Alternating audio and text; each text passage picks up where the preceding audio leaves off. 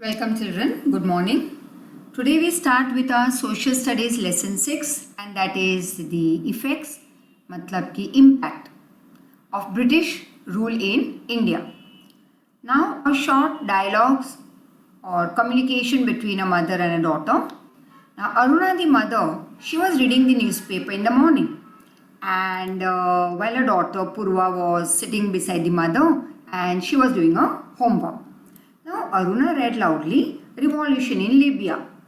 तो ये सुन के पूर्वा ने पूछा that why do people revolt? Revolt मतलब क्यों लड़ते झगड़ते रहते हैं?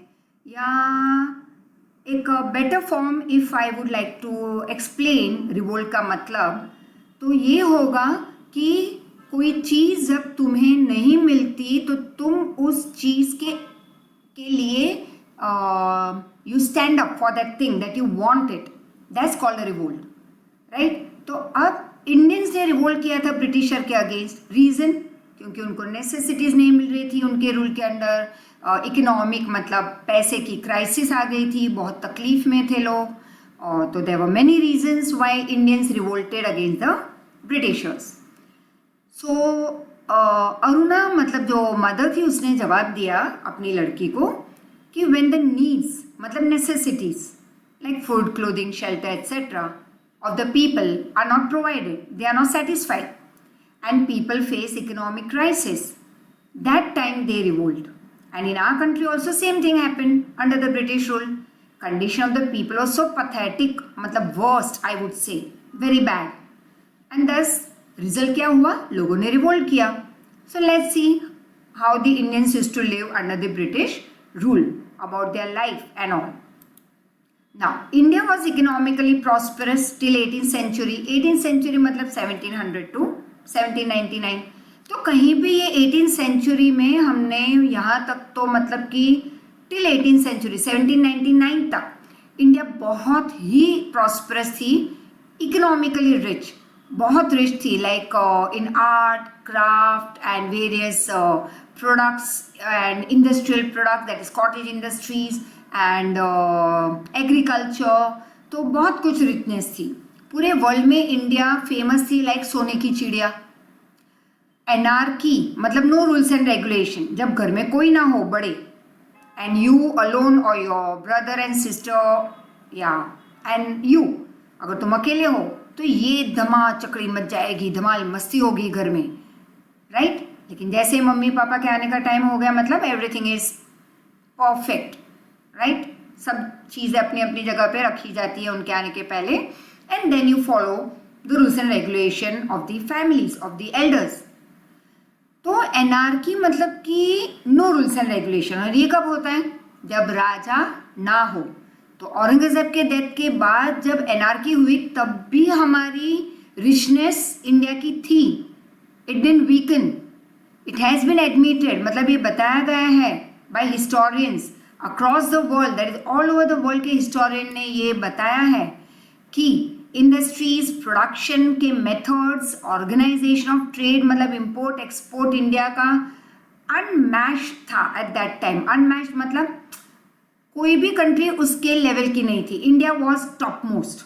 The same country India became poor and bankrupt, मतलब पूरा 0-0 हो गया हमारा monetary wise during that 200 years, nearly 200 years of British rule in our country. It became the country. अब इंडिया क्या बन के रह गया under British rule? Raw material बना के उनको देना.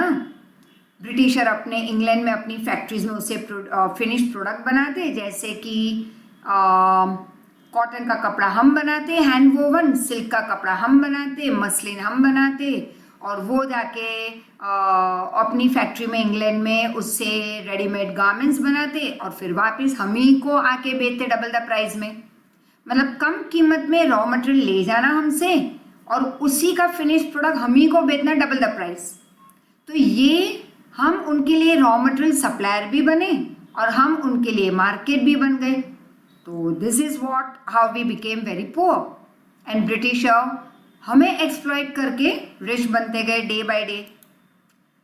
Now what do you mean by raw material? Simple, raw material मतलब वो चीज़ जिससे हम डायरेक्टली यूज़ नहीं करते, जैसे कॉटन ग्रो किया, कॉटन बॉल्स प्लांट के ऊपर से ऐसे हमने कॉटन बॉल्स लिए, तो क्या हमने उसे पहन लिया कि देखो आज मैंने नया ड्रेस पहना, राइट? नो, तो वो हुआ रॉ मटेरियल। अच्छा ठीक है, शुगर केन, शुगर केन जब चाय बनाते हैं तो डंडा उसमें थोड़ी ना हमने हिलाया या दूध के ग्लास में हिला दिया और कहा वाह आ गई शक्कर अंदर। नो, मम्मी दाल में शुगर केन का डंडा नहीं हिलाएगी कि मैंने गुड़ डाल दिया। No, jaggery also we have to prepare sugar, we have to prepare from sugar cane juice. तो रॉ मटेरियल क्या हुआ?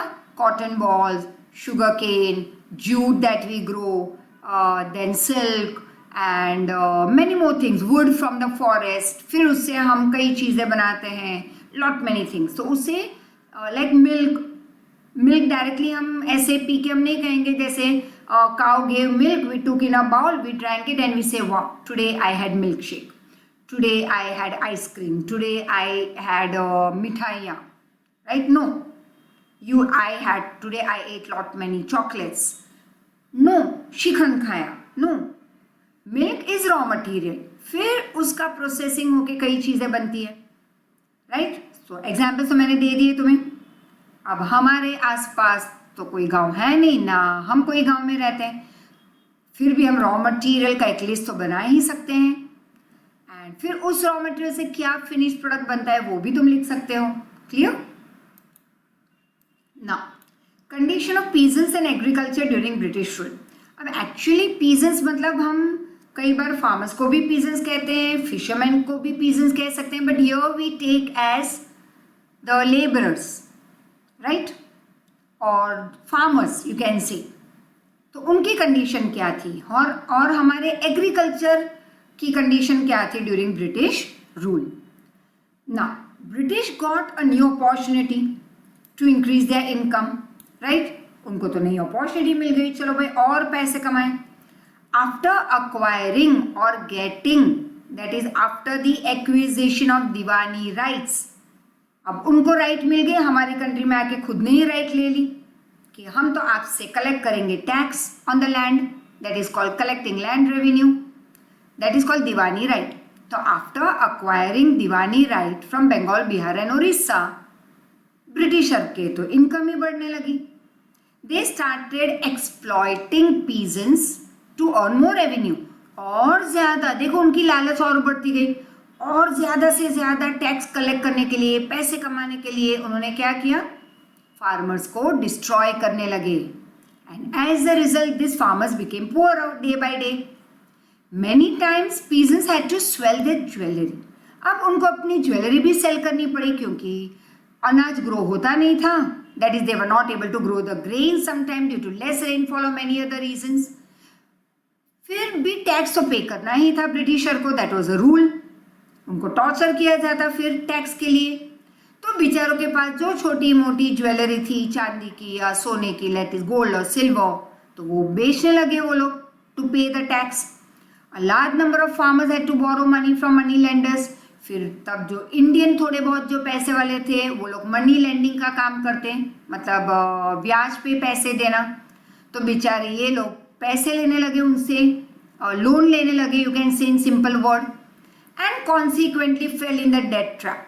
डेट, बी इज साइलेंट, तो डेट ट्रैप मतलब कर्ज के जाल में फंस गए, राइट? कॉन्सिक्वेंटली मतलब रिजल्टेंटली इसकी असर क्या हुई कि ब्रिटिशर को टैक्स पे करने के लिए लोन लेने लगे, लोन लेते लेते लोन के जाल में फंसने लगे, मतलब कि एकदम खराब कंडीशन हो गई उनकी। ना, फार्मर्स लॉस देयर लैंड, फिर धीरे धीरे जमीन बेच दी उन्होंने।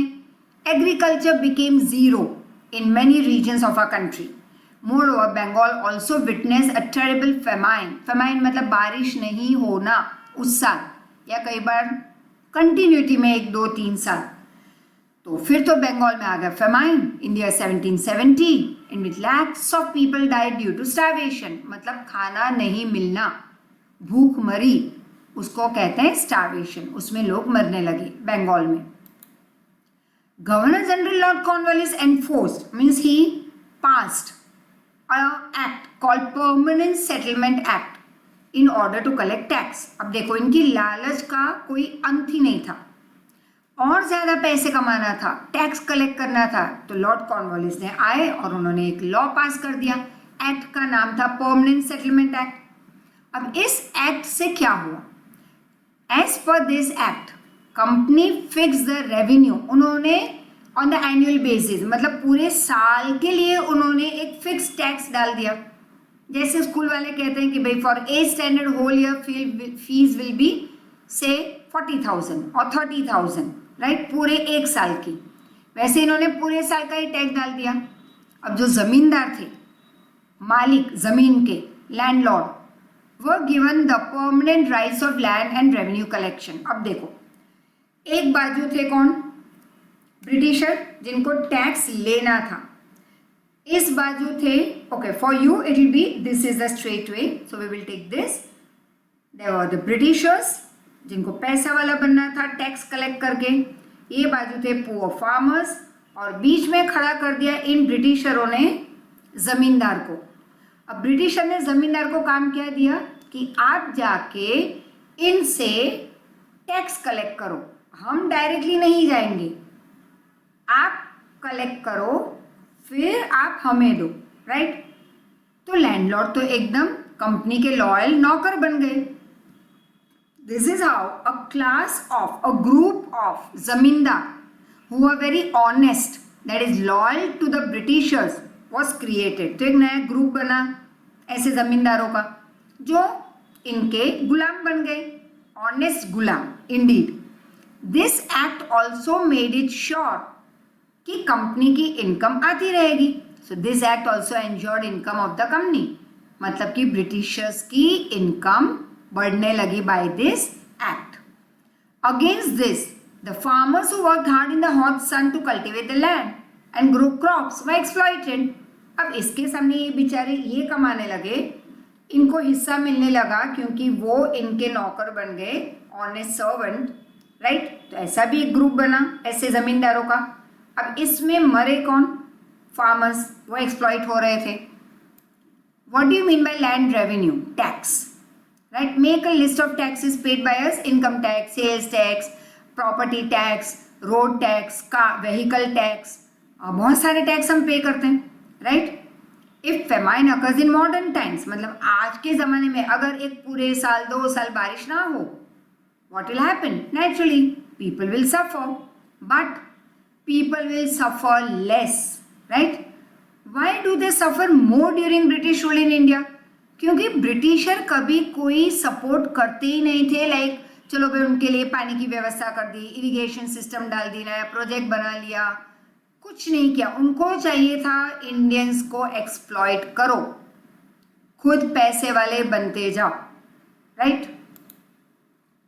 So you can see this farmers बेचारे सर पे हाथ देके ऐसे बैठ गए, तकलीफ में है। और ये मस्त राम लॉर्ड कॉर्नवालिस का दिमाग जोरदार चल रहा था कि इनको कैसे एक्सप्लॉइट करे। तो poor became poor, right, and rich became richer. Now effects on social life. अब सोसाइटी, हमारी सोशल लाइफ पे इनकी क्या असर हुई? Warren Hasting the person who was given the job of collecting revenue.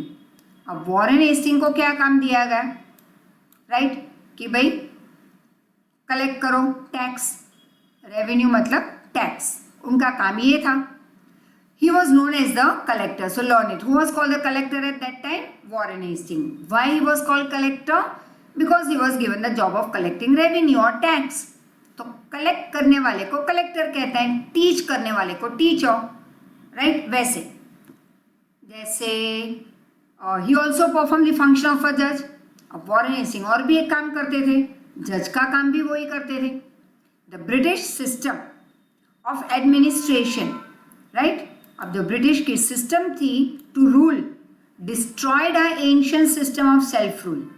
अब हम पहले खुद को रूल करते थे, राइट। पहले सिस्टम क्या थी हमारे यहाँ? Self rule. ये निकाल के ब्रिटिशर ने क्या कर दिया? खुद का रूल लिया है, right.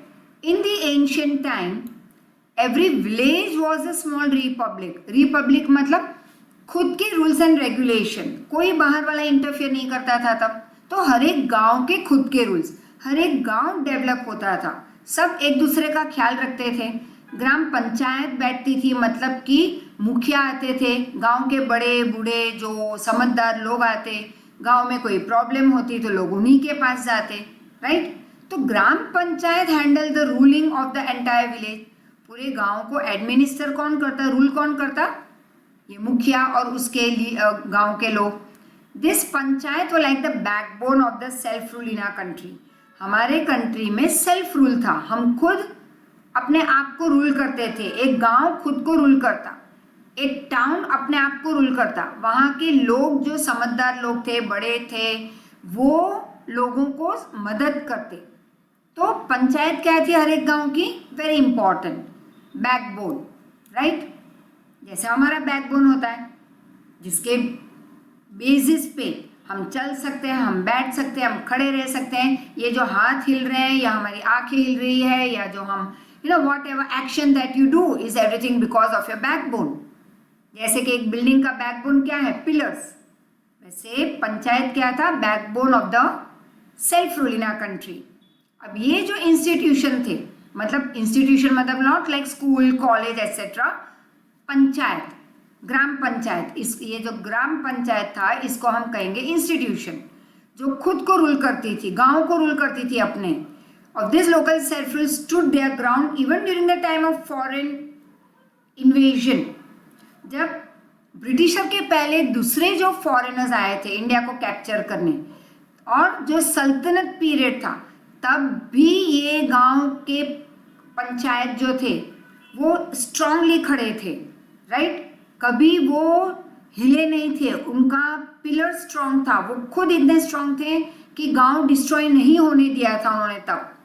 But under the rule of Britishers they were destroyed. They were destroyed due to the administrative policies of the Britishers. Now, policy of the social reform by the company made people feel insecure. अब ऐसा क्या ये social changes लेके आए थे ये britisher कि Indians को लगा कि हम प्रॉब्लम में हैं, वी आर इनसिक्योर। और फिर क्या ऐसी चीज़ वो लेके आए हमारी सोसाइटी में, क्या रूल्स एंड रेगुलेशन, ऐसी कौन सी पॉलिसी थी जिसकी वजह से हम लोग उन पे डाउट करने लगे। तो उनके ऐसे सोशल रिफॉर्म थे कि इंडियंस को लगा कि government was trying to convert them to Christianity. उनके सारे, जैसे कि टीका नहीं लगाना, लाइक लॉट मैनी हमारे जो इंडियन रीति रिवाज थे वो उन्होंने बंद करवा दिए। फिर पगड़ी नहीं पहनना, टोपी नहीं पहनना, एंड सल्यूट मारना रादर देन डूइंग नमस्ते एंड ऑल। तो बहुत सारी उनकी ऐसी छोटी मोटी जो पॉलिसीज थी, हमें लगा, मतलब ये हमें डाउट आने लगा कि ये हमें क्रिश्चियन बना देंगे, और हमारा जो करोड़ों साल पुराना जो हमारा रिवाज है, दैट इज इंडियन कल्चर, और हमारा जो धर्म है, दैट इज रिलीजन, वो डिस्ट्रॉय हो जाएगा हमेशा के लिए। People believed that Indian social system was deliberately undermined in railway and military. हमें बहुत ही क्लियरली पता चल गया कि मतलब ये इंडियंस को ये बिलीव करने लगे कि हमारे जो रीति रिवाज हैं, जो कल्चर है, धर्म है हमारा, वो सारा डिस्ट्रॉय हो रहा है, अंडरमाइन हो रहा है जानबूझ के, मतलब deliberately. When our people go to their job at railway and military, यहाँ पे रेलवे और मिलिट्री में हमारे जो इंडियंस थे, वहाँ पे हमारा धर्म भ्रष्ट हो रहा था। And order was passed in Agra that every Indian had to salute the British, as I told you just now, कि आगरा में तो ब्रिटिशर ने एक लॉ भी पास किया था कि जितने भी इंडियन जब भी ब्रिटिशर के सामने से पास होते हैं तो हर एक ब्रिटिश को वो सल्यूट करेंगे। If it was not done, it was said to be a crime, तो ये बहुत बड़ा गुनाह माना जाएगा और फिर लोगों को पनिशमेंट दी जाएगी। They were liable, means suppose to be punished. As a result there was huge anger that was spread in the country. तो there was wide spread sentiment of anger, मतलब एक गुस्से के इमोशंस पैदा होने लगे, हेट्रेड जागने लगा for the Britishers among the Indians. Now destruction of Indian trade and industries. अब हमारे इंडस्ट्रीज और हमारे जो कॉटेज इंडस्ट्रीज, होम इंडस्ट्रीज, फिर हमारा जो ट्रेडिंग था that is import export business, वो कैसे डिस्ट्रॉय हुआ under Britishers. The handloom of India, handloom, handloom मतलब कि आजकल तो पावरलूम है. फॉर एग्जाम्पल से कि आज मशीन में लाइक कॉटन बॉल से बनते हैं थ्रेड, थ्रेड से कपड़ा, कपड़े से रेडीमेड गारमेंट्स, तो ये सब मशीन ही कर देगी, राइट. पहले के ज़माने में ये तो हम कहते हैं आज पावर लूम, पहले के ज़माने में था हैंड लूम, मतलब कि धागे से थ्रेड. जैसे एक if you must have seen when कोई कॉटेज इंडस्ट्री आज भी है, जैसे सिक्किम में है, गैंगटॉक में, बहुत सारी जगह पे ऐसे है, और सेप्ट यूनिवर्सिटी में तो एक छोटा सा एक when you are in your interior designing या आर्किटेक्ट के कोर्स में, तो बीच में एक सब्जेक्ट भी आ जाता है जहाँ पे वो तुम्हें सिखाते हैं about how to weave the cloth. तो एक I had been to that university also, I had been to Gangtok, जहाँ पे हमने ये एक कॉटेज इंडस्ट्री देखी थी, और यू कैन से is the heritage of a country. पुरानी चीज़ें हमने संभाल के रखी अभी भी, और वहाँ पे वो सारी चीज़ें बनती भी है, बिकती भी है मार्केट में. तो इट्स सो हैपन वहाँ पे जो हमने देखा कि एक ऊंचा सा एक टेबल है जिसके ऊपर एक लेडी या जेंट्स भी होते हैं, ज़्यादातर लेडी से काम करती है वहाँ पे गैंगटॉक में, एंड वो बैठती है वहाँ पे. उनके सामने एक बहुत बड़ा सा एक you know vertical and horizontal, दो वर्टिकल एंड टू हॉरिजॉन्टल ऐसे वुडन के बैम्बूज होते हैं, नॉट एक्चुअली बैम्बूज, लकड़े होते हैं, और जो हॉरिजॉन्टल होते हैं उसमें बहुत सारे हंड्रेड्स ऑफ होल्स होते हैं जिसके अंदर कलरफुल सिल्कन या कॉटन या जो भी है थ्रेड्स डाल देते हैं, एंड फिर उनको वो they keep on moving this way continuously. So lots of hand work, manual work, हाथ का काम है ये, और अपने आप उन्होंने ऐसी सेटिंग की होती है कि अपने आप वो कपड़ा वीव होने लगता है. This is called hand weaving, right. तो handloom of India supplied cloth that is textile to the market of Asia and Europe. तो पहले तो हम हैंडलूम सप्लाई करते थे, बहुत बनता था हमारे यहाँ. The traders from the European countries used to come to India to purchase these commodities. Commodity मतलब प्रोडक्ट. अब ये सारी चीज़ें बाहर की कंट्री के लोग हमारे पास आते हैं बाय करने. Indian made jute, silk, woollen, cotton cloth were in high demand in European market. अब यूरोप में तो इसकी डिमांड बहुत थी. Soft and delicate muslin of Dhaka was world famous. अब मसलिन एक ऐसा कपड़ा है जो बहुत ही सॉफ्ट, बहुत सॉफ्ट कि उसको अगर फोल्ड कर दो तो लाइक इससे भी इस साइज से छोटा, जैसे मैच बॉक्स, राइट, उसमें भी तुम फोल्ड करके उसको सेट कर सकते हो, या एक फिंगरिंग के थ्रू वो निकल जाए पूरा कपड़ा. Is that soft material. वो तो वर्ल्ड फेमस था muslin of Dhaka. Apart from textile बहुत सारी चीज़ें इंडिया उसमें हम ग्रो करते थे और हम फेमस भी थे. जैसे we used to make also, तो जैसे agricultural product, sugar cane and all. फिर दूसरे प्रोडक्ट हम बनाते थे, salt, saltpetre, sugar etcetera. They were also exported on a large scale, और हम बिलियंस ऑफ अमाउंट हम अर्न करते थे, मतलब huge amount of gold and silver we were earning. अब इस पे नजर गई ब्रिटिशर की मस्त एकदम कि अगर इस कंट्री को हम कैप्चर कर ले तो हम ये सब हमारा हो जाएगा, राइट, और मुफ्त के नौकर भी मिल जाएंगे हमें. The whole scenario change. Scenario मतलब पूरा सीन बदल गया the moment Britishers came to rule India, और उन्होंने नए नए पॉलिसी लेके आए, इम्प्लीमेंट करने लगे हमारी कंट्री में. The flow of gold and silver got reversed, मतलब हमारे पास जो आ रहा था वो उनकी तरफ जाने लगा. क्योंकि वो सब हमारे यहाँ से उठा के मुफ्त में ले जाने लगे अपनी कंट्री में। In the beginning of industrial revolution मतलब पहले समझ लो, अलग अलग टाइप के रिवॉल्यूशन होते हैं, जैसे green revolution, milk revolution, railway revolution, road revolution जो आजकल हो रहा है हमारी कंट्री में।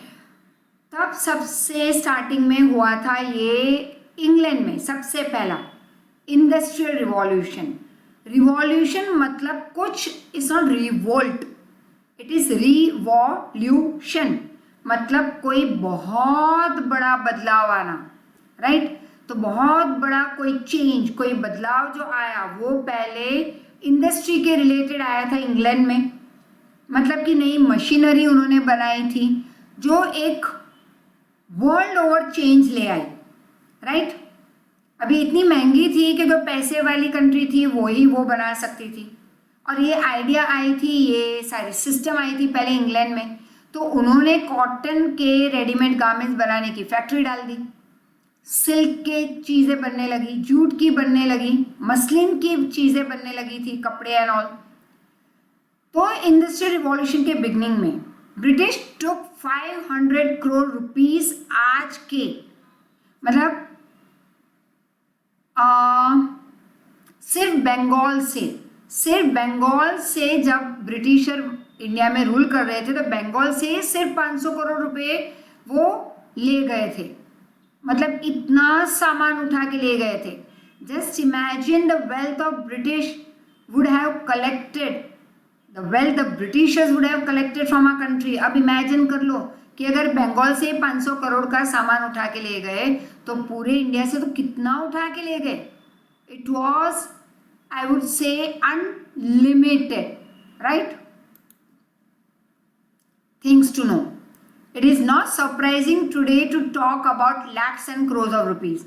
चलो आजकल तो बहुत ही सिंपल है, अरे हमने तो वो लाख का ये लिया लैपटॉप, और हमने करोड़ों का प्लॉट लिया और वो शॉप ले ली 50 लाख की, या ये घर ले लिया 1 करोड़ का। It's not at all surprising, क्योंकि हम लाखों की बात कर रहे हैं ऐसे। Like for example, very simple example, समझ में आ ही जाएगा जो दादा दादी के साथ रहते हैं। You must have heard this some of the dialogues, कि जैसे I also use to listen, I use to hear it from my mom who just passed away few days back. वो शी एक्सपायर्ड, ऑफ हो गई वो just few days back. तो but yes, I would say is the support of my students who is keeping me strong. Daily lectures देना, तुमसे हंस हंस के बात करना। अगर लेक्चर देने ही नहीं होते तो I don't know what I would be doing. तो I am really thankful to my small बच्चास that so loving you people are, that you people keep us strong। you, दो मैं तुम्हें नहीं देख सकती, but I can still feel कि मेरे प्यारे बच्चे वहाँ पे बैठ के with a big smile, you all are listening and you all are studying hard. तो तुम्हारी वजह से हम लोग यहाँ पे बैठे हैं strongly with a big smile. हाँ, मैं हमेशा लेक्चर देते हुए हंसूंगी नहीं, but it's just that we are happy, right. तो ये ऐसे मेरे सिचुएशन में भी you all are keeping me very strong enough, and I feel very good when I talk to my 8th standard. सबके साथ अच्छा लगता है, 9, 10 के साथ भी, बट क्योंकि 8 वाले इतने छोटे बच्चे हैं तो तुम्हारे साथ कुछ ज़्यादा ही मुझे प्यारा लगता है when you give me a call or when I give you a call and we talk with each other. So keep on calling us, and at least I feel very happy when my 8th standard bachas give me a call. I really, that day is the best day I would say. तो चलो रोज़ एक एक बच्चा phone कर ही लिया करो, right. रोज़ करो phone, no problem, लेकिन रात को 10 बजे, राइट, या सुबह 5 बजे व्हेन आई एम फ्री। फिर आफ्टर 7 नो फ्री, आफ्टर 10 और 9, आफ्टर 9 o'clock चलो। तो back, those are staying with their grandparents. तो तुमने ये देखा होगा लाइक कि अगर तुम कहीं पे पार्टी में जा रहे हो या पार्टी दे रहे हो, for example to your friends, या बर्थडे पार्टी एंड ऑल, तो मम्मा नहीं मुझे पार्टी देनी है, देखो मैं सब फ्रेंड के पार्टी में जाती हूँ, इट लुक्स सो बैड ना मम्मा, तो अब तो मैं भी दूंगी। मम्मी भी बेचारी शर्म के मारे, ओ गॉड कितना बुरा लगेगा, सब पार्टी दे रहे हैं, मेरी बच्ची की मैं पार्टी नहीं दे रही। चलो भाई ले गए मैकडोनल्ड्स में या पिज्ज़ा हाउस और समवेयर। अब ये 5,000 10,000 उड़ जाते हैं, दिस वे। घर पे आए, दादी ने पूछा बेबी कितने उड़ा के आए? तुम कहोगे दादी कुछ ज़्यादा नहीं, 5,000। माय गॉड, दादी तो बेहोश हो जाएगी, कहेगी वैल्यू है या नहीं 5,000 की? हमारे ज़माने में तो ये होता था और वो होता था। And I would say yes, she is very right. Same thing my mother always used to tell me, Kamini इतना शॉपिंग मत करो। ऐसे से मम्मा प्लीज़, मैं कमाती क्यों हूँ, राइट? जब नहीं कमाती थी तो 2 ड्रेस थे, ऐसे 10-15 साल मेरे रहे कि भाई नहीं कमाए तो 2-3 जोड़ी कपड़े थे पूरे साल में, वो ही ऑल्टरनेट पहनते रहो। कोई शादी में बुलाए तो नहीं जाते थे, because I didn't have that luxurious lifestyle and clothes and all, तो नहीं जाते थे शादी में, it was okay. I focused on my teaching. अब देखो यहाँ तक पहुँचे, अब पैसे हैं तो मैं मम्मी को समझाती थी मम्मा प्लीज़ अब पैसे हैं तो थोड़े उड़ाने भी दो, थोड़े यूज़ करने दो। I used to spend on people, I used to spend on my students, I used to spend on myself also. बोलते ठीक है तुम स्टूडेंट्स को खिलाओ पिलाओ, तुम जिनको ज़रूरत है उनको दो, लेकिन इतने ड्रेसेस इतनी शॉपिंग मत करो। And actually today in this 4 months I realise, और मम्मा के जाने के बाद तो एकदम से उनके बहुत डायलॉग याद आते हैं, दैट क्यों नहीं सुना मैंने उनका, right? This is what I am trying to tell you, listen to your elders, listen to them. हाँ, ऐसे नहीं कि मैं सारी चीज़ें नहीं सुनती थी, सुनती भी थी, नहीं भी सुनती थी, और जो नहीं सुनी उसके लिए आज मैं देख रही हूँ कि कहीं पे वो मैंने गलत किया था। उनकी बात सुनती तो शायद बेटर होता लाइफ में, राइट? तो listen to your elders always. And तो this what I am trying to say. तो तुम कहोगे दादी या नानी वो तुम्हारे ज़माने की बात है, and is the truth. I still remember how my nanny, who died, I would say maybe 40 years back. That time she was 80-85. तो मेरी नानी क्या कहा करती थी, आई डोंट रिमेंबर मच, थोड़ा बहुत याद है कि 50 rupees for 10 grams gold. My God, 1 तोला सोना 50 रुपये, 200 रुपये, 300 रुपये, बढ़ते बढ़ते बढ़ते आज हम सुन रहे हैं नियरली 40 to 50,000। Just see. तो नेचुरली ग्रैंड पेरेंट्स को बेचारे को ये लगेगा, ओ हम तो 2 पैसे में ये खाते थे, 1 पैसे में सिंग खाते थे या चने खाते थे या शुगर केन जूस पीते थे। फिर धीरे धीरे धीरे हम ये सुनने लगे 50 पैसे में शुगर केन का बड़ा ग्लास वो लोग पीते थे। आज 50 रुपये में, वो 50 पैसे में पीते थे, हम 50 रुपये में पी रहे हैं। Vast difference. तो हमारे लिए आज 5,000 इस ये उड़ाना, उनके लिए 5,000, माय गॉड इतने सारे, उनके लिए तो जैसे लाखों रुपए हमने उड़ाए।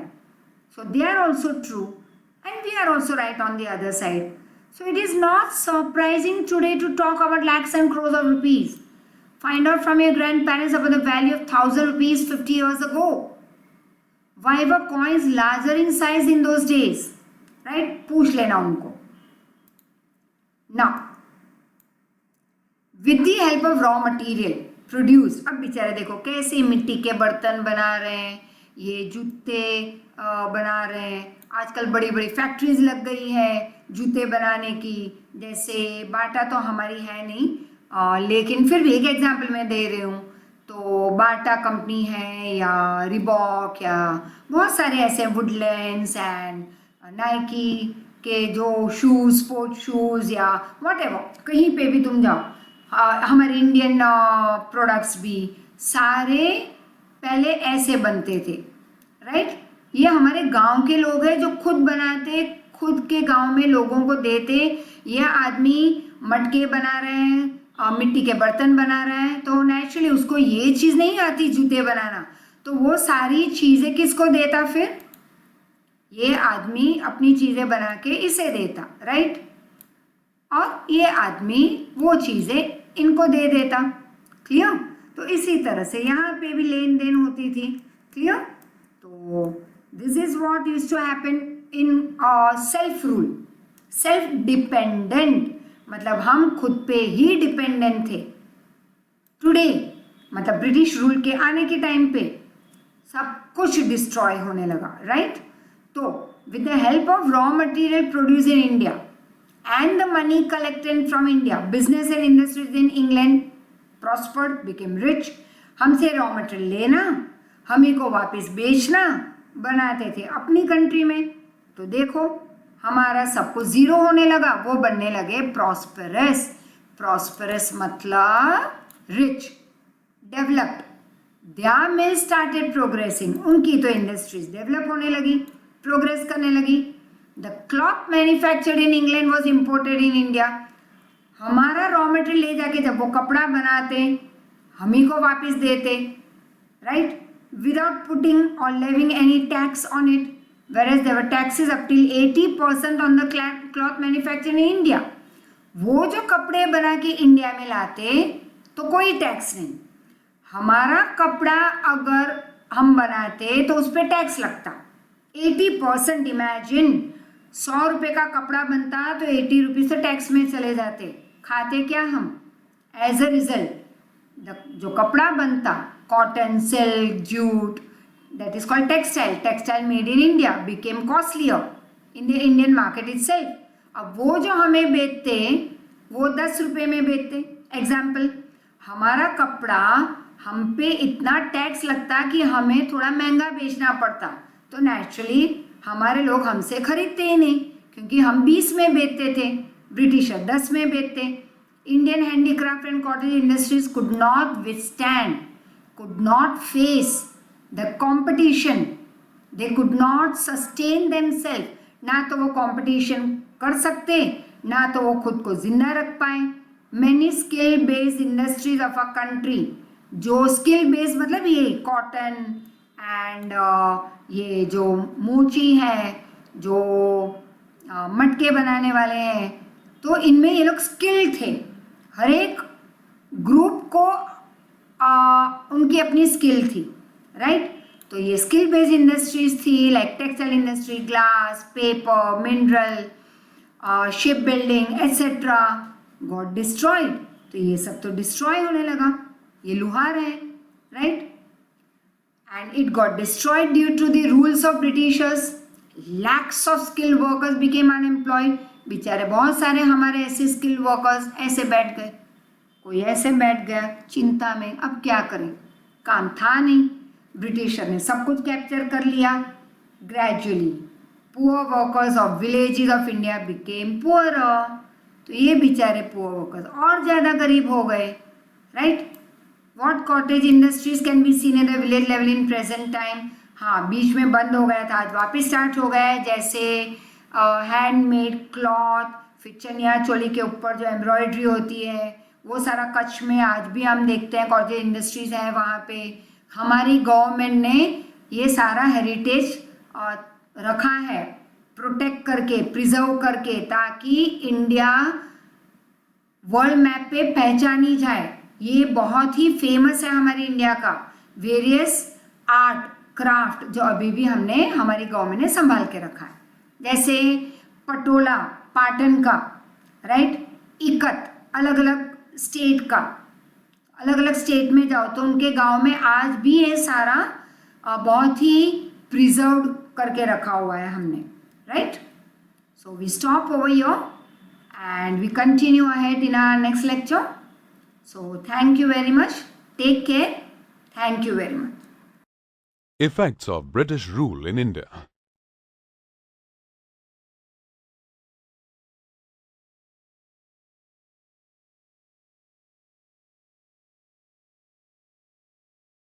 The British came to India at the start of the 17th century. They annexed many princely states and established their colonies across the country.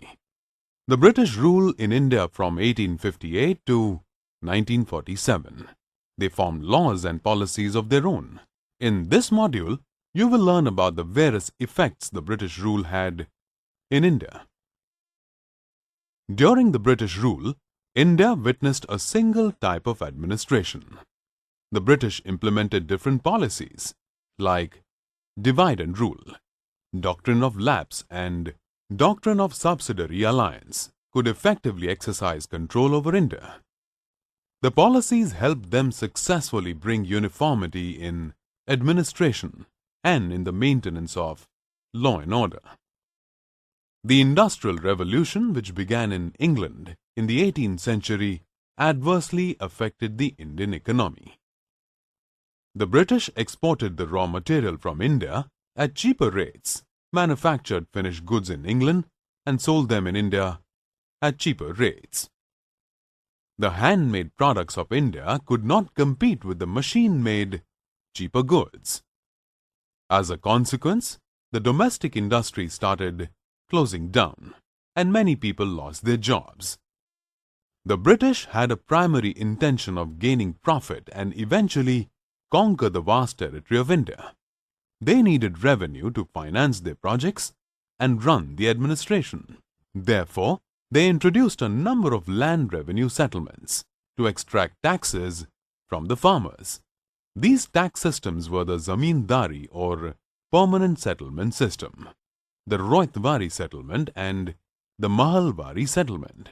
In different areas, the system had different names, but the object of all the systems was to exploit the farmers.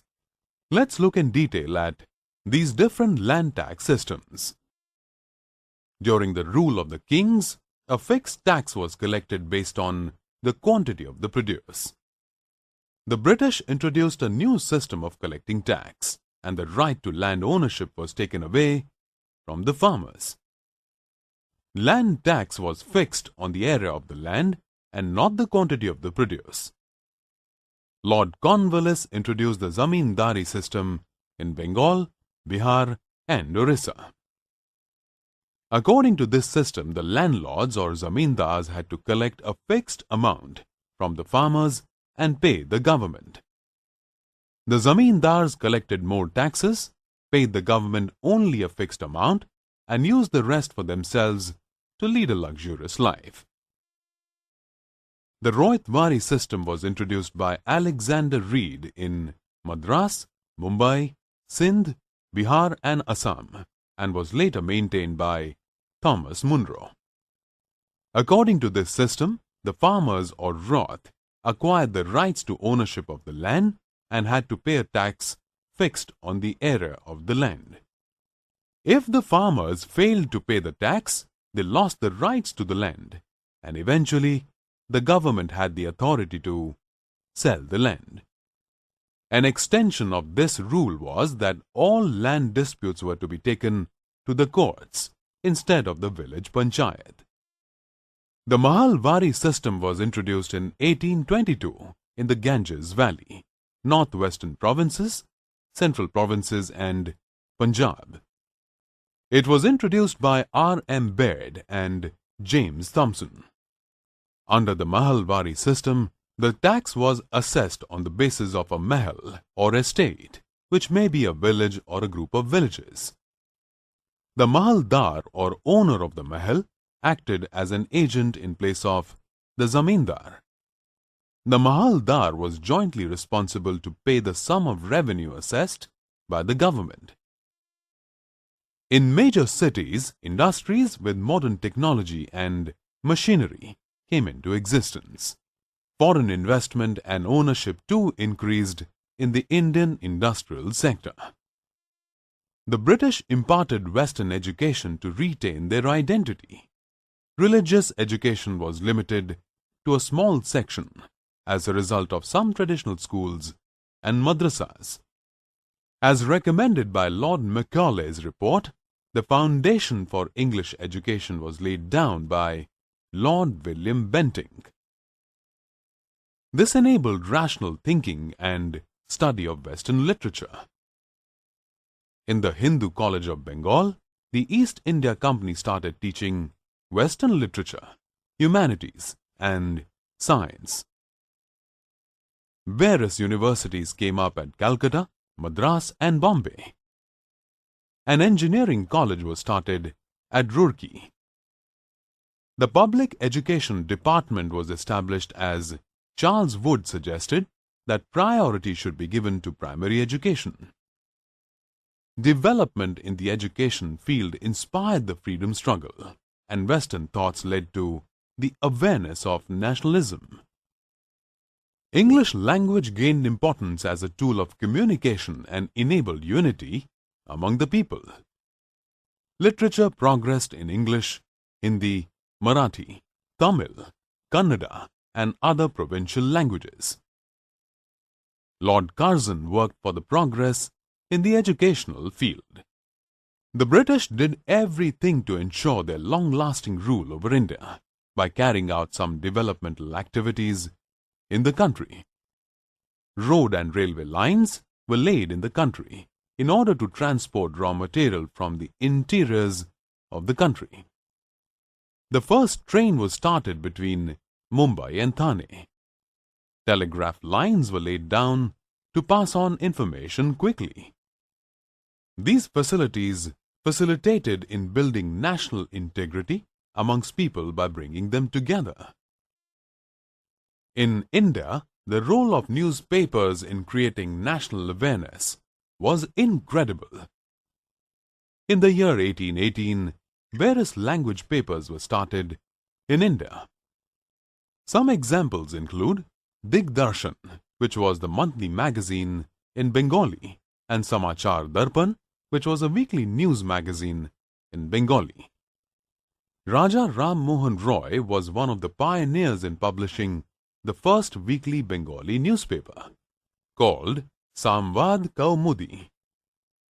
The newspapers questioned the functioning of the government and therefore incurred the rage of the government and the framing of the rule that no newspaper could be published without a prior approval of the Governor-General. Example of one such newspaper is Calcutta Journal, whose editor Buckingham was deported from India. The Indian newspapers express the voice of the people collectively. Hindu Patriot played a major role in highlighting the struggle of the indigo farmers of Bengal. Ishwar Chandra Vidyasagar's Soma Prakashas, a Bengali newspaper, advocated nationalistic attitude and also supported the interests of the Bengali farmers during the Indigo Farmers' Revolt in 1860. Amrita Bazar Patrika by Sisir and Motilal Ghosh, the Bengali by Surendranath Banerjee, and the Tribune were some of the oldest nationalistic newspapers. Weekly magazines named Kesari in Marathi and Maratha in English were started by one of the prominent extremists, Bal Gangadhar Tilak. Social reforms were publicized in a weekly magazine called The Indian Social Reformer. The first Kannada publication, Mangalore Samachar, was started by a Christian missionary called Herman Frederick Mogling. Karnataka Prakashika and Suryoday Prakashika are a few more examples of early weekly newspaper published in Mysore. Let us now recap all the important points that we have covered in this module on the effects of British rule in India.